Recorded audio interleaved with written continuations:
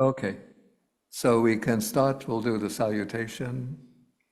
Namo tassa bhagavato arahato samma sambuddhassa. Homage to the Blessed One, the Worthy One, the fully enlightened one. And today is October 5th, 2024. And today we have a rather difficult and very intricate sutta, which I've sort of mapped out the parts of it. But first we take the introductory portion. And actually you could read most of the introduction by yourself, but the important point here, sort of in this introductory portion, is that the Buddha has made a pronouncement about Devadatta. You know that Devadatta was the Buddha's probably cousin, and he was very antagonistic towards the Buddha. He tried to overthrow the Buddha, so to speak, and take control of the Sangha by himself. And at some points, he even tried to assassinate the Buddha. And so the Buddha, at a certain point in time, had made this pronouncement about Devadatta, that he is bound for the plane of misery, bound for hell, and he's going to remain there for the aeon, the cosmic aeon, and no chance of coming out through the whole course of this aeon. So that is the opening portion.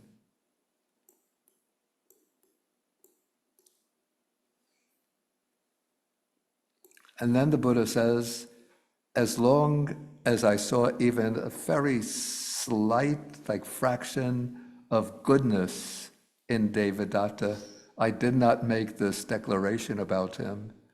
But when I didn't see even a mere fraction of a tiny hair tip of goodness in Devadatta, then I declared this of him. Then there's a simile, but now we come to the main part of the sutta, which is the Buddha is going to explain what he calls this knowledge of a person's faculties. He's going to declare this, and he's going to analyze this knowledge. And then Ananda makes the request. Hey, come on, let's go back inside. Yeah, please, You don't need your rush time, come on. everybody should be muted. Okay.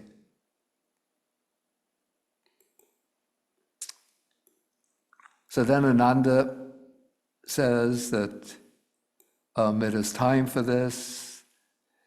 Please let the Buddha explain his knowledge of a person's faculties. And when they hear this, then the monks will remember it, retain it in mind. And now the Buddha is going to explain his knowledge of a person's faculties. And this is probably, it's a very important sutta, very important discourse, though it has very little, let's say, it gets very little emphasis in the continuing Theravada tradition. I don't know whether it's picked up in some of the North Indian texts like the Mahavibhasha. I don't know if it refers to the sutta. And in reading it, just reading it straight, I found it a bit somewhat difficult to follow, a little bit like a labyrinth.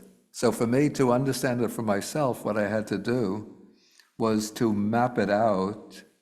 And so instead of looking at the sutta itself, we'll look at the way that I've mapped it out.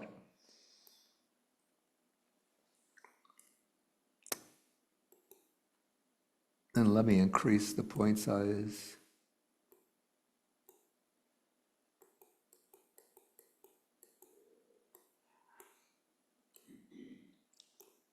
And so we're going to have 6 types of persons that are analyzed in this sutta. And they fall into 2 sets of 3 groups. So we have the first person. So the Buddha says, with my own mind directly, I understand some person thus, that in this person we have wholesome qualities and unwholesome qualities. So the wholesome qualities, these mean this means good qualities, generosity, kindness, maybe mindfulness, energy, concentration, wisdom, and unwholesome qualities. So the chief of the unwholesome qualities, greed, hatred, delusion, and then there are many offshoots, anger, hostility, jealousy, miserliness, and so on. So a person can have a combination of good qualities and bad qualities, wholesome and unwholesome qualities. Okay, then at a later time, the Buddha understands this person thus. This person's wholesome qualities have disappeared, they've diminished, and the unwholesome qualities have become manifest. So now the unwholesome qualities are more prominent, but a wholesome root, this person has a wholesome root that has not yet been eradicated. And so normally the word wholesome root, or kusala mula, refers to non-greed, non-hatred, non-delusion. But the commentary explains this expression wholesome root by a wholesome inclination. I think the Pali was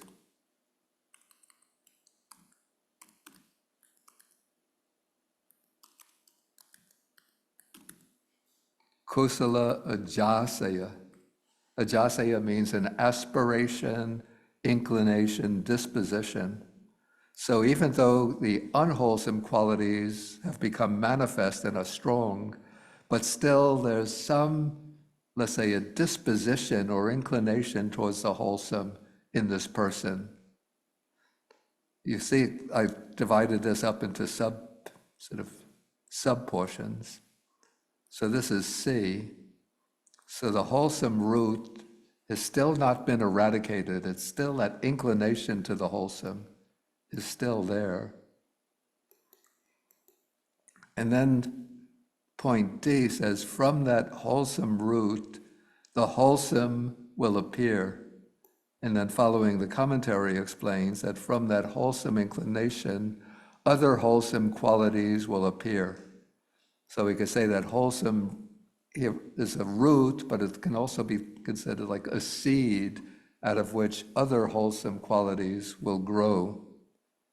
And so the conclusion regarding this person is that this person will not be subject to decline in the future. That the person is not a lost case, but because the person retains that aspiration towards the wholesome, other wholesome qualities can appear and grow, and so this person can turn towards the wholesome. And so here, the text illustrates this with the simile. It gives the simile of seeds that are intact, healthy, vital, and they're deposited in good soil, in well-prepared ground. And so these seeds will grow, increase, and mature. So the seeds here will represent, it seems that the figure in the simile is a little bit different from the metaphor used in the text. The text uses wholesome root, but here let us say we have wholesome seeds, and those seeds of the wholesome will bring forth other wholesome qualities. And so those wholesome qualities will grow, increase, and mature. And so this person is not subject to decline in the future. And this is my own, the commentary doesn't really give good explanation of the sutta. So my interpretation is that we have a person who is given over to unwholesome activities.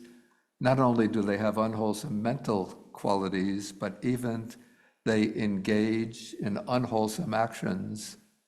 But still, because they have that wholesome, that is maybe in an earlier part of their life, they engage in unwholesome activities, but because they have that wholesome inclination, when they meet with the right conditions, then they will start to engage in wholesome activities. And so, in my interpretation, that inclination to the wholesome is like the good seeds, the intact seeds that will grow, increase, and mature. So this person, at a later time, will engage in wholesome activities, and so they have the potential. I think we should add that the person engages in the unwholesome, but then at a later time turns to the wholesome, and so they have the potential to attain the three lower paths and fruits, that is, the stages of stream entry, once returning, non-returning, or at least to gain a higher rebirth. And probably, if we're familiar with the text, we could think of some people who engaged in unwholesome activities. I'm trying to think of specific examples, but then went on to win, say, the stage of stream entry or once returning.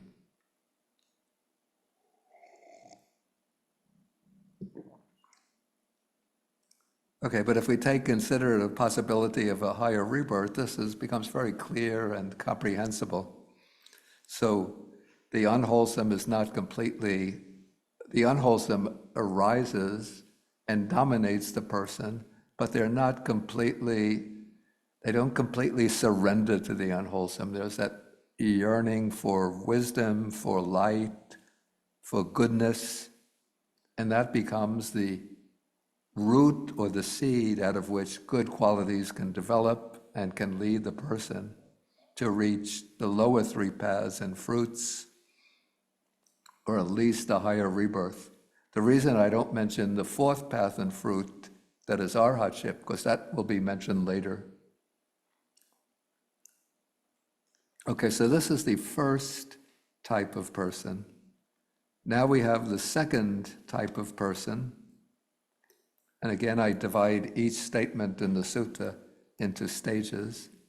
So we begin the same way. We have a person has a combination of wholesome qualities and unwholesome qualities, or the person engages in a mixture of wholesome activities and unwholesome activities.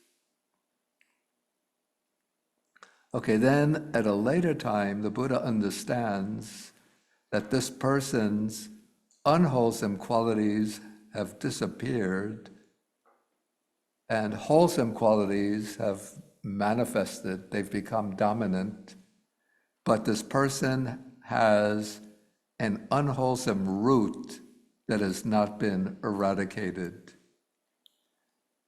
And from that unwholesome root, the unwholesome will appear. So maybe we could understand that this person has a strong, even though the person engages in wholesome activities, but they have a strong tendency towards the unwholesome.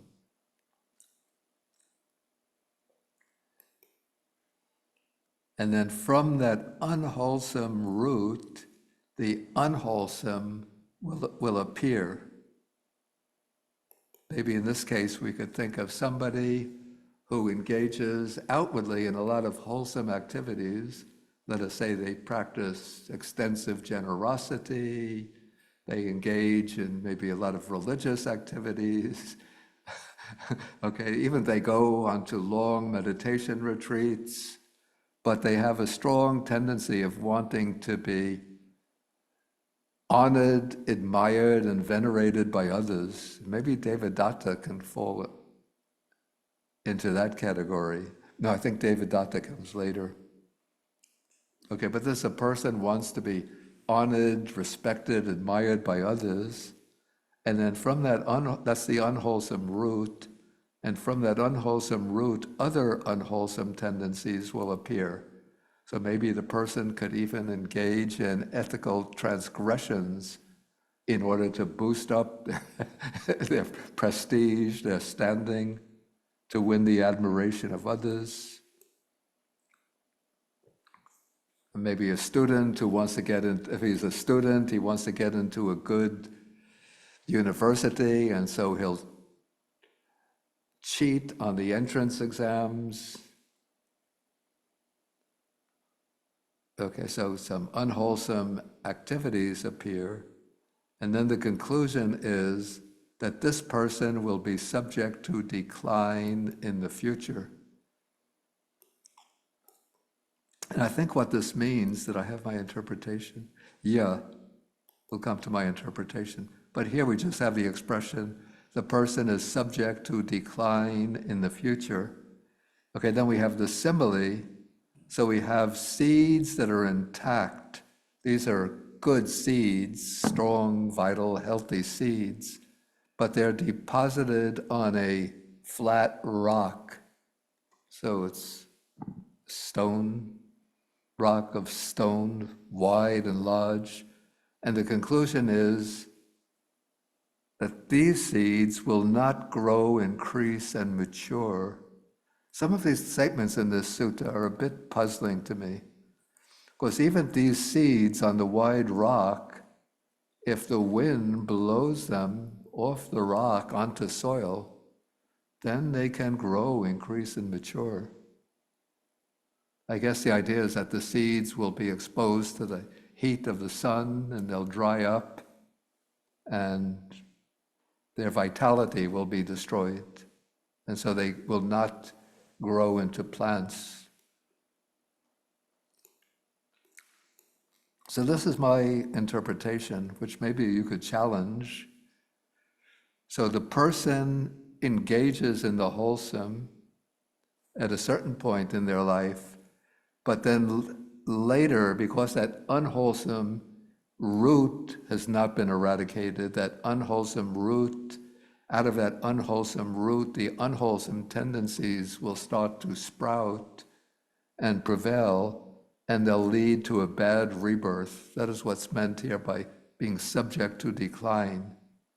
So they yield to the unwholesome tendencies, engage in unwholesome activities which create unwholesome karma, and that leads to a bad rebirth, a lower rebirth.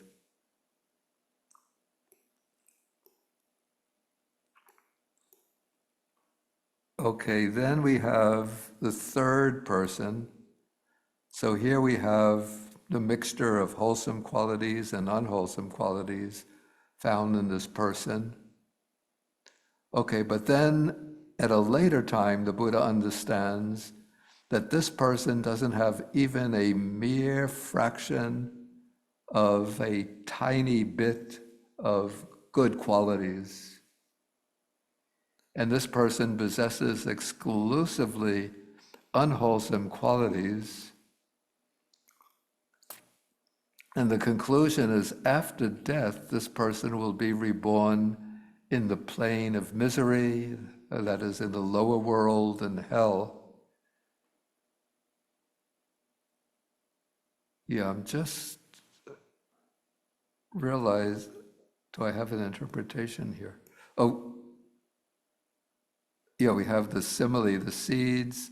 Okay, the seeds are broken, and then they're deposited in good soil, but the seeds will not grow, increase, and mature. Yeah, I'm just trying to wonder, what is the difference between this person who's bound for a bad rebirth in a plane of misery and the person who is said to be subject to decline in the future? Let's go through them all, and then we'll see if we could disentangle this rather complicated sutta.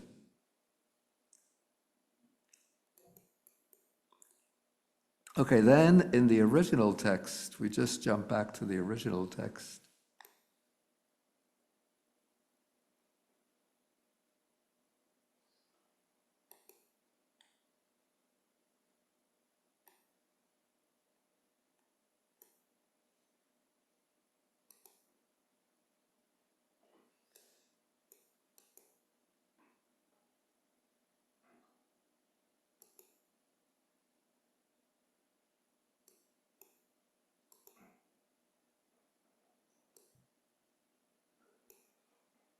Okay, in the original text, when the Buddha finishes with the third person, then Ananda says to the Buddha, he says, is it possible to describe three other persons who are the counterparts of these three? Then the Buddha says it's possible, and then he goes into the other three persons, and then I've mapped them out.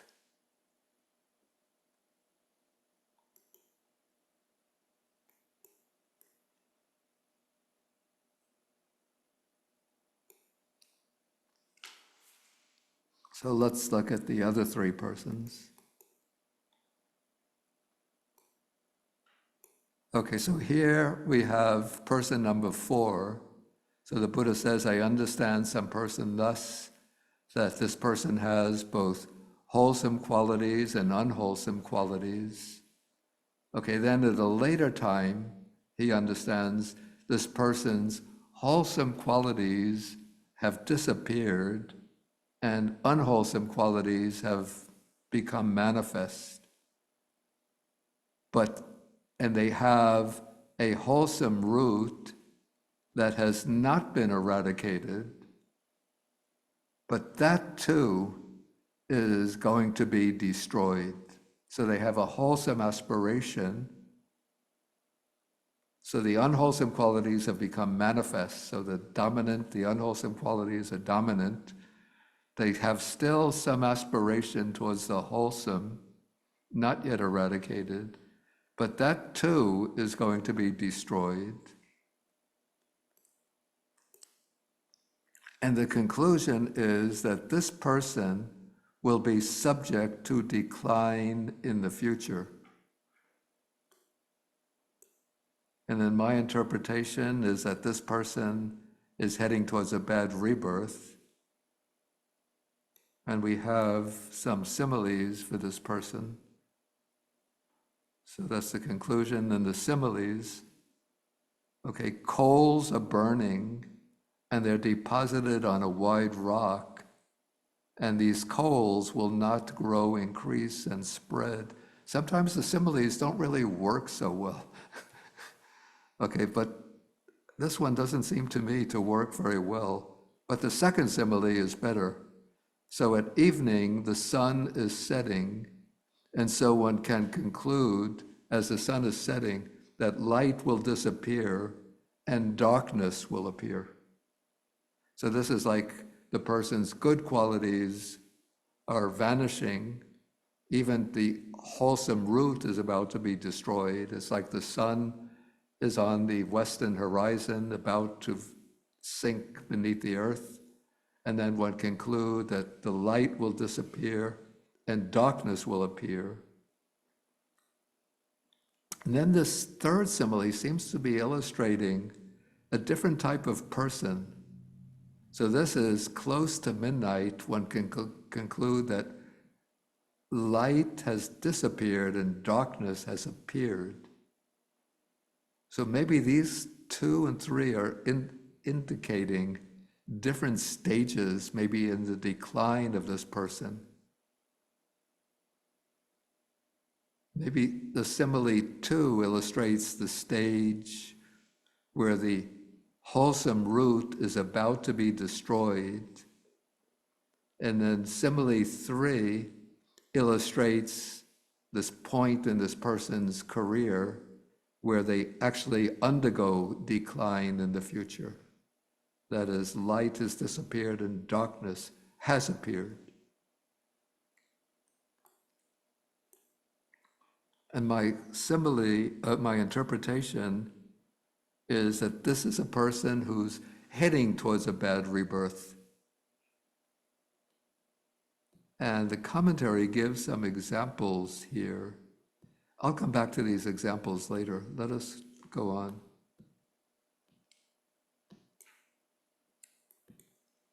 Okay, we have the 5th person.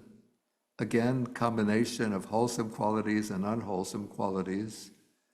Okay, then on a later occasion, the Buddha understands this person's unwholesome qualities have disappeared, wholesome qualities have become manifest, but they have an unwholesome root that has not been eradicated, but this too is about to be destroyed.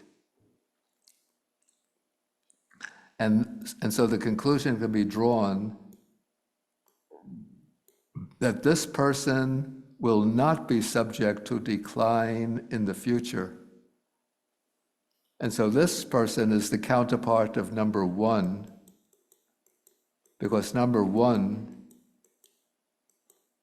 is said that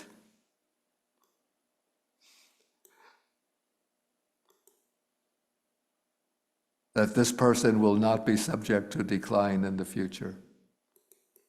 Whereas number four, person number four, is, I say, is the counterpart of number two, because both are subject to decline in the future.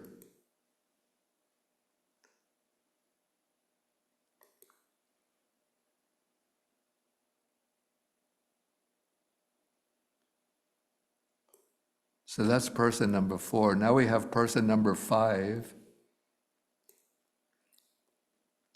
The person's unwholesome qualities have disappeared, wholesome qualities have appeared, but they have an unwholesome root that has not been eradicated, but the unwholesome root is about to be destroyed. And so the conclusion is that this person will not be subject to decline in the future. And then the similes for this person, here we have coals that are burning, and the coals are deposited on dry grass. And so these coals, or really the fire, will grow, increase, and spread. Again, I have trouble interpreting this simile, but better the other similes. Okay, so the unwholesome root is about to be destroyed. So this is, we have the sun is starting to rise. And so when the sun is just beginning to rise, we can conclude that darkness will disappear and light will appear. So this is the simile that really seems to work best. The third simile I have some problem with, because this is close to noon, where you can see that darkness has disappeared and light is fully appeared.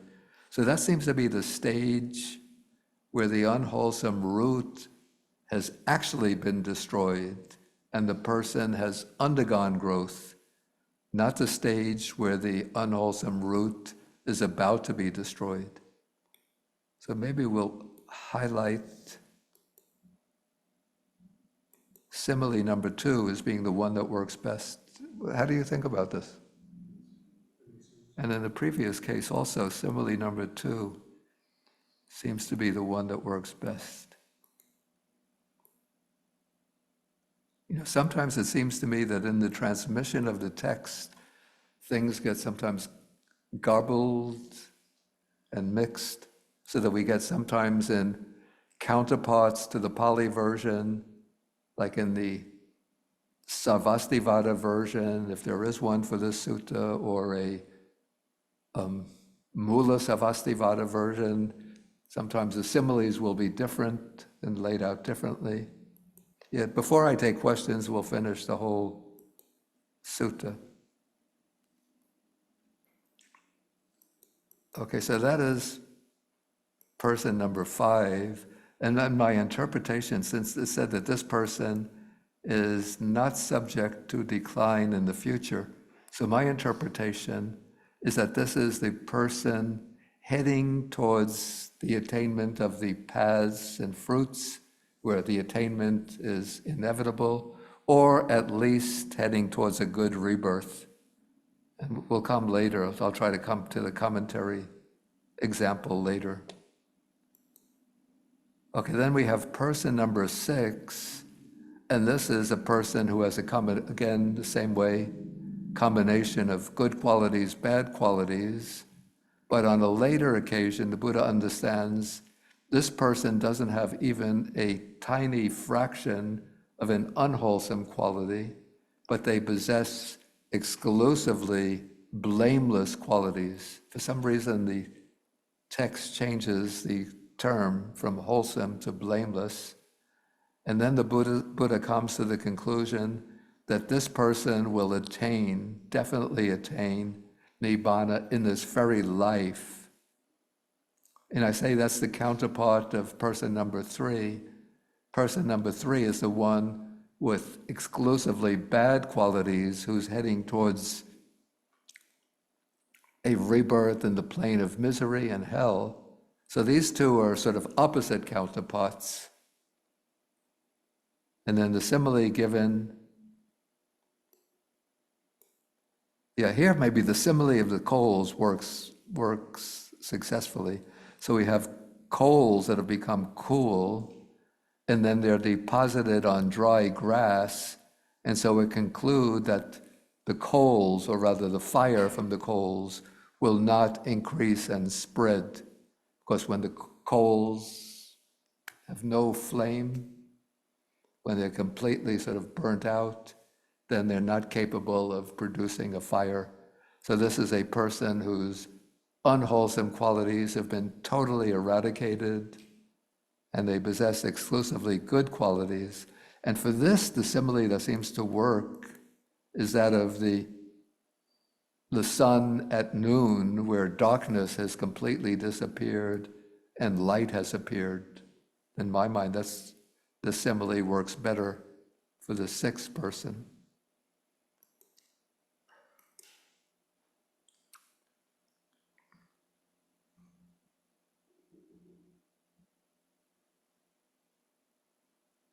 Okay, then sort of at the end of the sutta, the Buddha says, among the first three persons, so we have 1 is not subject to decline.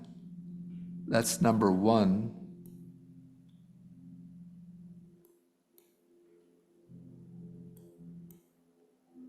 I want to split the screen, but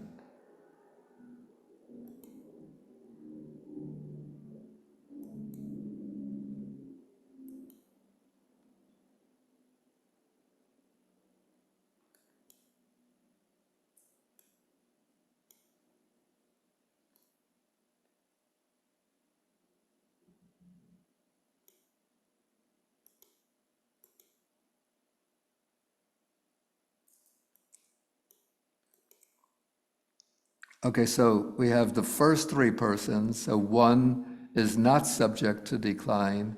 That's number 1.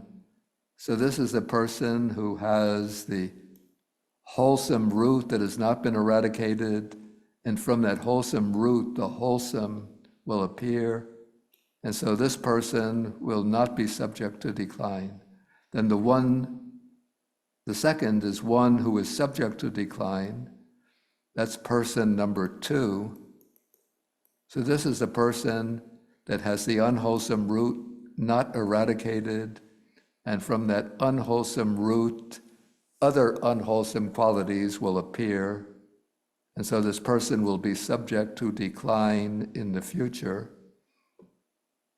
And then the third is the person who is bound for the plane of misery, bound for hell. So this is the person who doesn't have even a fraction of good qualities, but exclusively unwholesome qualities. And it's a little bit puzzling, this statement, because we know from Buddha's texts that even the worst kind of person always has that potential for goodness.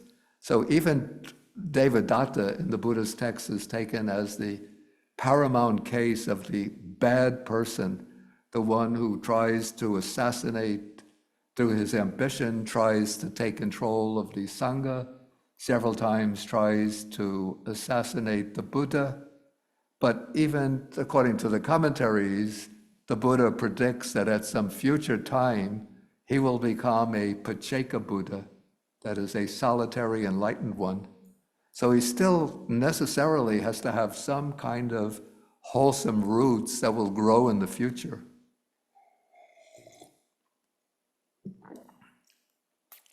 So according, if we really look deeply into the Buddhist principles, we could say that the wholesome tendencies can never be totally eradicated.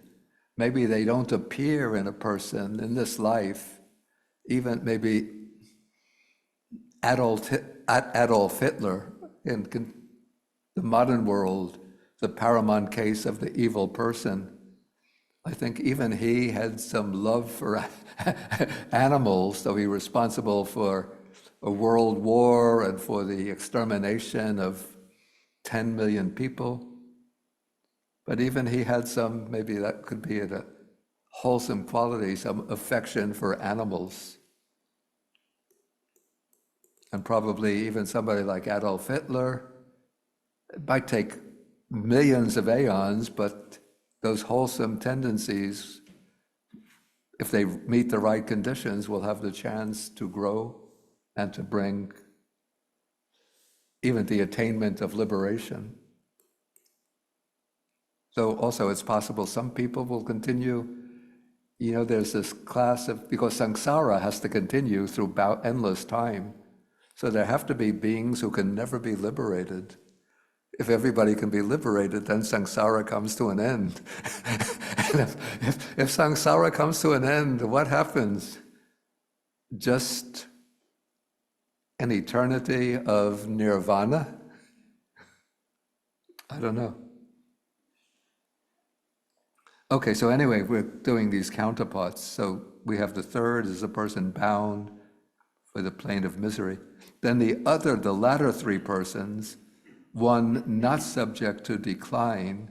So that would be person not number 4, but number 5.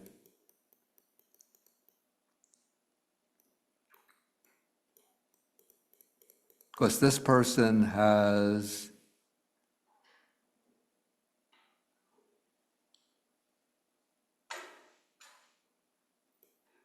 oops.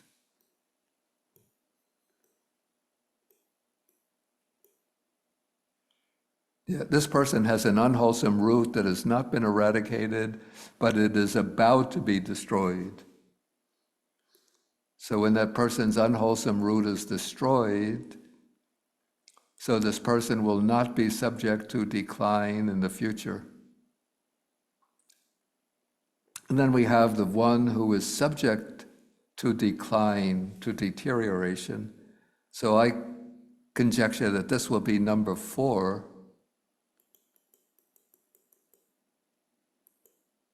So this is the person who has a wholesome root that has not been eradicated, but the wholesome root is about to be eradicated.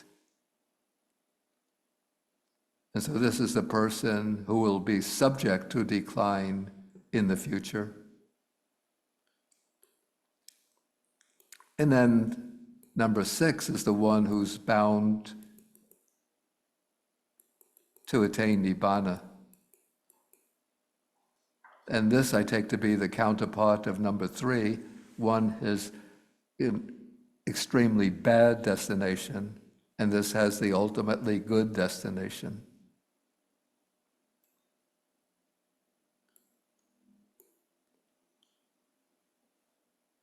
Okay, let us see how the sutta itself ends.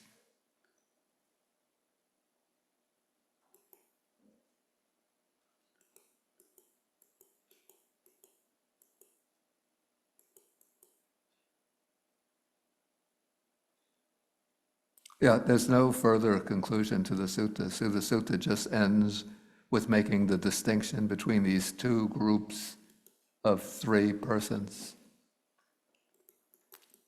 Yeah, I shall just briefly give the examples. This is what the commentary says as examples. Maybe they'll shed some light on this. Okay, it gives as the example of the person who is subject to decline in the future, ajata sattu, but actually ajata sattu was also declared by the Buddha to be heading towards a rebirth in hell. Ajatasattu was the son of King Bimbisara, the king of Magadha, and Ajatasattu in his ambition King Bimbisara was a very virtuous king who became one of the first supporters, lay supporters of the Buddha. King Bimbisara gave the Buddha the park that became the bamboo grove, Veluvana, and Bimbisara became a Sotapanna, stream enterer. Ajatasattu was his son, and in his ambition to gain control of the kingdom, Ajatasattu imprisoned his son. He usurped the throne, imprisoned his father, and then he was egged on by Devadatta, and he killed his father. But later, Ajatasattu actually turned over the leaf and gained faith in the Buddha and became a supporter of the Buddha. And Ajatasattu was the one who provided the facilities for the first Buddhist council.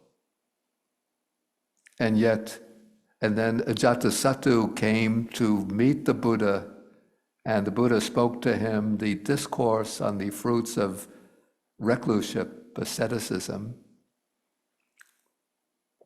And Ajatasattu then gained faith in the Buddha, and the Buddha, after he left, the Buddha said of Ajatasattu that if he had not killed his father, because that's one of the terrible crimes, one of the 5 terrible crimes, if Ajatasattu had not assassinated his father, by listening to my discourse, he would have gained the Dhamma eye, he would have become a stream enterer. But because he killed his father, that was an obstacle to his realization. And so he's bound for a rebirth in hell. But then the commentary says after so many aeons, he will come back into the human realm and he will become a Pacceka Buddha. Supa Buddha was the father of Yasodhara, the Buddha's wife. And this isn't mentioned much in popular discourses, probably because it's a kind of dark incident or dark shade in Buddhism. But Supa Buddha, the Yasodhara's father, when the Buddha renounced and became an ascetic, Supa Buddha became very angry with the Buddha because he abandoned his wife, who was his own daughter. And so he became very resentful and expressed his animosity towards the Buddha in various ways. And as a result of this, the commentaries say that he was reborn in hell. Maybe these people belong in the 6th category, not the 5th category. And then Sunakata was a person, I think he was a resident of Vesali, the city of Vesali, and he gained faith in the Buddha and became a monk, but he always wanted the Buddha to perform wonders and miracles for him. And the Buddha refused to do that because the Buddha didn't want faith to be based on the performance of miracles.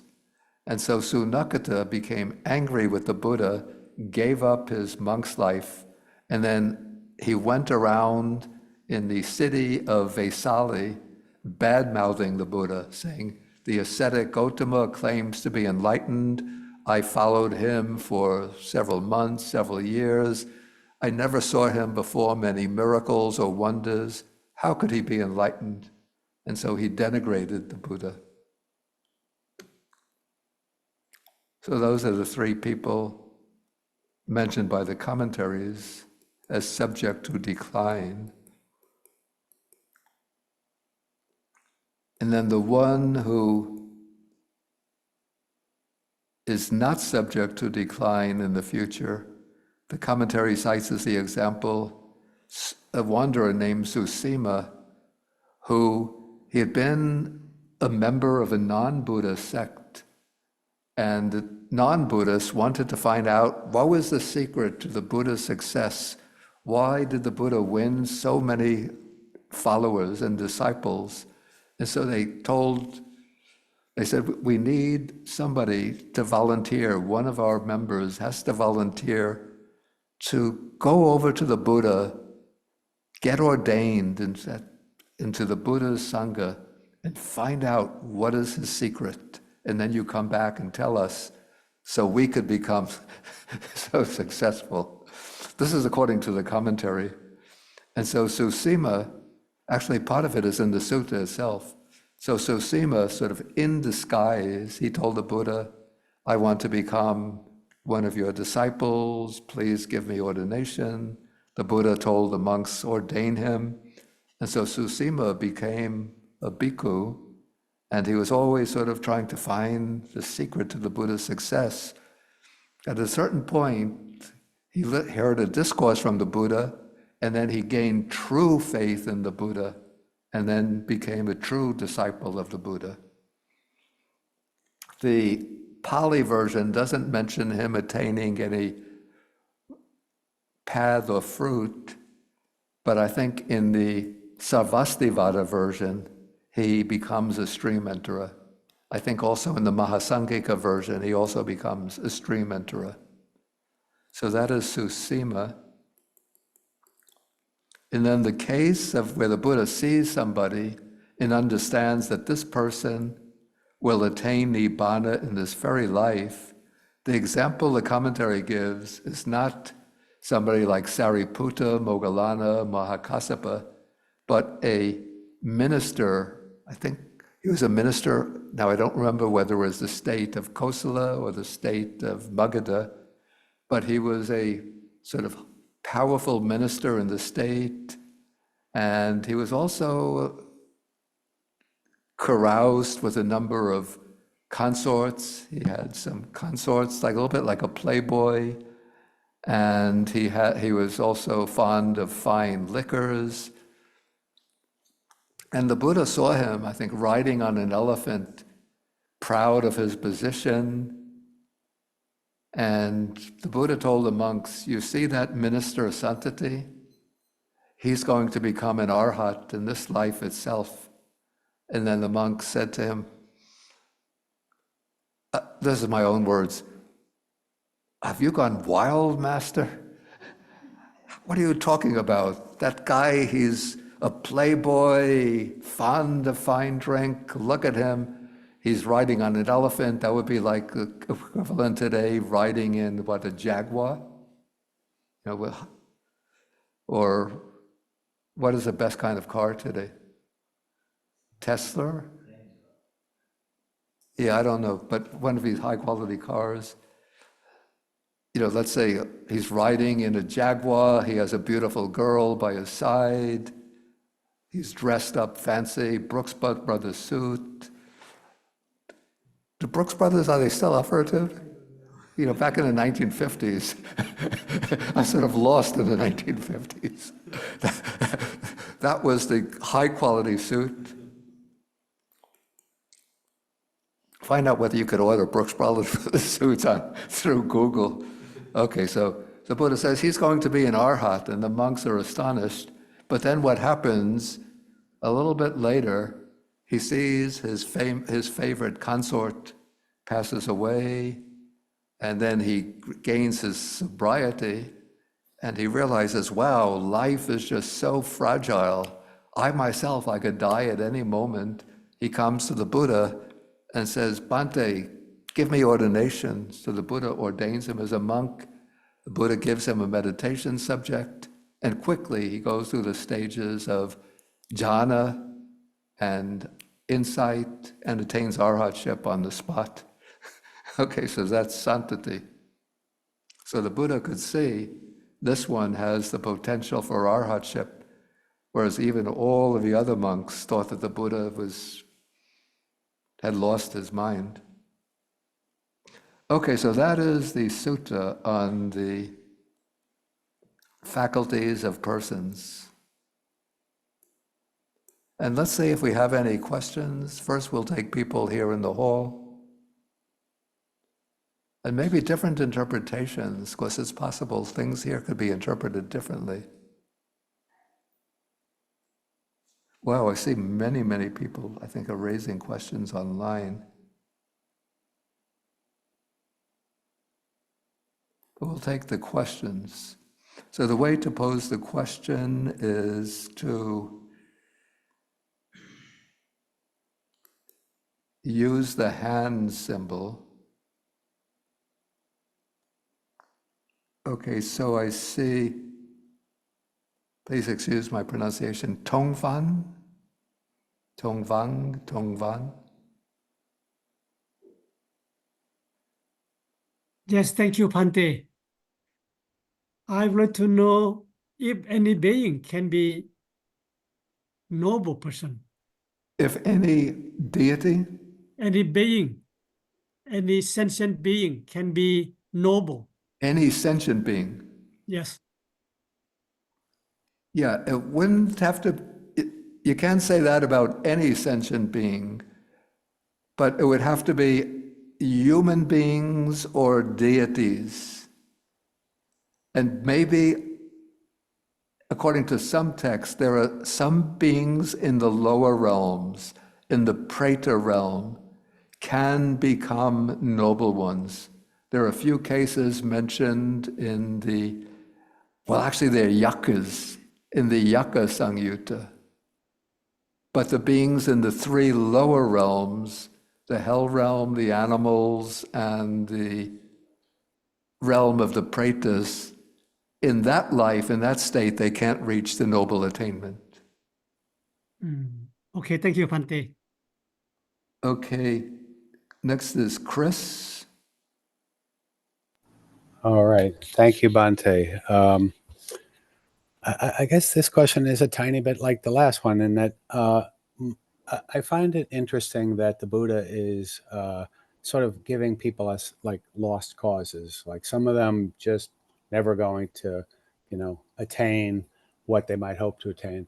And I kind of had the sense from Buddhist teachings that if someone tries to see things in the right way and then practices the Eightfold Path, that slowly but surely they would start to, attain more of a sense of enlightenment. So there are no truly lost causes except those who aren't able to kind of turn to seeing things in the way that the Buddha is seeing things. And I just was curious your comment on that. Yeah, that So is thank you. true. I think that's a point that I made, is that sort of technically speaking, we could say that nobody is really a lost cause. And I'm a bit puzzled by this, the expression in the sutta. Probably this has to be interpreted carefully. The statement that, how does it go? That they have a wholesome root that is about to be destroyed. Because as I said, like even Devadatta and the Jatasattu, who are guilty of extremely severe moral crimes, moral transgressions, are at some point in the future going to emerge and then enter upon the noble path and attain liberation. Yeah, so nobody is really no individual as such should be given up as a lost cause. Though, as I said, if samsara is going to continue into the infinite future, there have to be beings, I don't know how this works, who just don't gain liberation. Otherwise, samsara will come to an end, and then we have a perpetual nirvana with no more sentient beings. Okay, so we'll go to Sumana next. Bhante, I was just thinking that the simile that putting coal on grass, and it feels like, is it possible that the person, even though he or she have wholesome root, but because they meet with very bad condition, and that's why they become a lost cause? Yeah, I would say that meeting with the bad conditions would be, I'm just want to get the simile. It seems to be the counterpart of putting coals Here we'll take the coals to represent the good roots. Let's see if this works.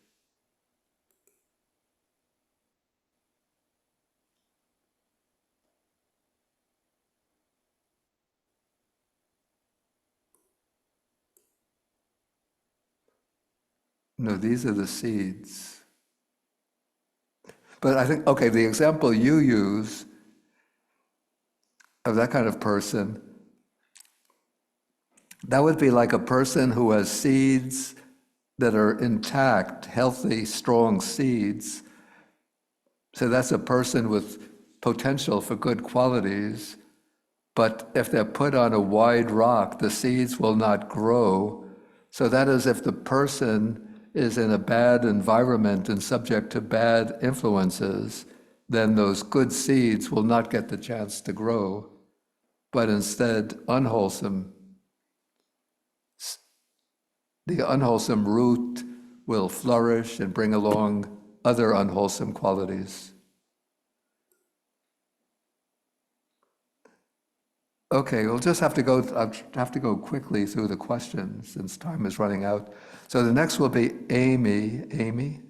Thank you, Bhante. A real quick question, and maybe there's not a good answer, but how about in Mahayana, when people take the Bodhisattva vows, they vow to stay in samsara, and they could never attain true full liberation. How does that fit into that? Or thank you. Yeah, my understanding of this is somewhat different, that the purpose of the Bodhisattva vow is the vow to attain Buddhahood.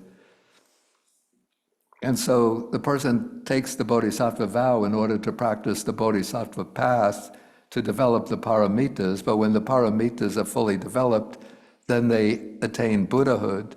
Though it's said that there are some Mahabodhisattvas who make the vow, sort of they gain liberation because they reach a stage almost equivalent to that of a Buddha, but they make the vow not to pass into final nirvana, final liberation, but to continue benefiting sentient beings as bodhisattvas. But in a way, they have an inward liberation. Oh, I see. Thank you Yeah, very that much. is different. That is somewhat different from those who, how is it put, that are bound for the plane of misery. Okay. Thank you, Bhante. Okay, and the last question will be from that I say is from Gita. First, thank you, Bhante, for teaching all of us. Sadhu, sadhu, sadhu, we rejoice. Bhante, my question is, in order to develop these wholesome roots, we have to have dana, sila, bhavana, right? Yeah. In that way, we can water those seeds and develop them, because we must have the vipaka in order for these fruits to become matured, like through the cause and condition process. Yeah. Right? So if we do more dana, sila, bhavana, and one must also come across the Dhamma, Bhante, right? Is this the right understanding? Because that's the way we can get out of samsara. Okay, question. You have to ask the question. Okay, so the question is, in order to develop the wholesome seeds, is it that we need dana, sila, and bhavana? Well, let us say that dana, sila, and bhavana are manifestations of the wholesome roots. Okay. Yeah. Yeah, those are the manifestations of the wholesome roots. But in order to develop the wholesome seeds, then what I would say what one needs are probably what one would need would be maybe an external factor would be kalyana mita, encounter with good friends, right, with spiritual friends. And then the internal factors would include chanda, that's desire for the good, virya, that's energy, and yoniso manasikara, wise reflection. Thank you, Those, Bhante. I think, would be the essential inner factors. That's perfect. Thank you, Bhante. I remember there is it's actually a group of suttas in the Samyutta Nikaya. That is the chapter on the Noble Eightfold Path, chapter 45, on the external factors and internal factors for the development of the Noble Eightfold Path. And it says that the chief external factor is what the chief external factor is Kalyana Mita, this good friends. And then it mentions a whole group of internal factors, including desire, energy, and wise reflection, and probably a few other factors too. I don't remember them offhand. Bhante, what was the sutta? Samyutta Nikaya, chapter 45? Chapter number 45, and you have to Okay. look into it because they're all short suttas, rather Okay. in a schematic way. Okay. Thank you, Bhante. But you'll see, I think they're called like the one thing necessary, something like that. Okay. Or the one thing helpful. Okay. Thank you, Bhante. Okay, I think we'll have to end the program for the day. And so we're going to end with the sharing of the merits.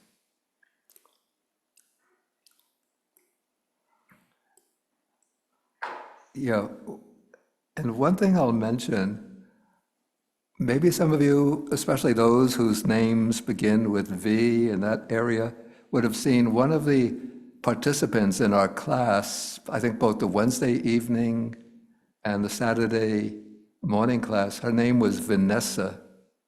And now we haven't seen her for a few weeks. A couple of weeks ago, her husband wrote to me and said that during the time when we were having the Labor Day retreat, she passed away. She was just 47 years old, and she developed a cancer that went to the brain, and then she passed away that day. So I haven't seen her name the last few weeks. And so we'll dedicate the merit of our class today to her. Vanessa Leo was her name. Okay, so we'll share the merit with the Devas and Nagas. Akasa ta jabuma ta Deva naga mahidika punyanta manumoditva chirangra kantu sasanang. Akasa ta jabuma ta Deva naga mahidika punyanta manumoditva chirangra kantu desanang. Akasa ta jabuma ta Deva naga mahidika punyanta manumoditva chirangra kantu mang parang. Dukha patajani dukha baya patajani baya soka patajani soka hantu sabe pipanino. May those in suffering be free from suffering. May those in fear be free from fear. May those in sorrow be free from sorrow. May all living beings eliminate their unwholesome roots, develop their good roots, and be free from suffering. Okay, we'll end with 3 bows to the Buddha.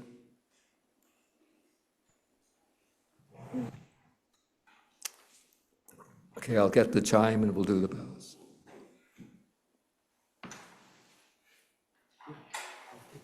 Oh.